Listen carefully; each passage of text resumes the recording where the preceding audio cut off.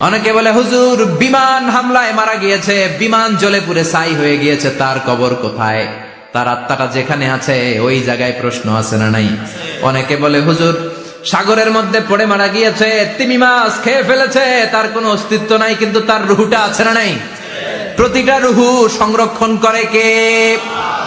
প্রত্যেকটা আত্মা আল্লাহর কাছে সংরক্ষিত থাকে। প্রতিটা রুহু, প্রতিটা মানুষ মালাকুল মাউতকে দেখতে পায়। আপনিও দেখবেন, আমিও দেখব।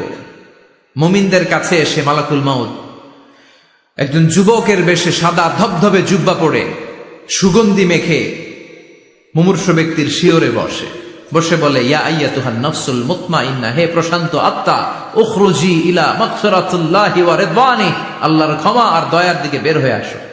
বলা মাত্রই মুমিনের আত্মাটা স্মুথলি বের হয়ে আসে।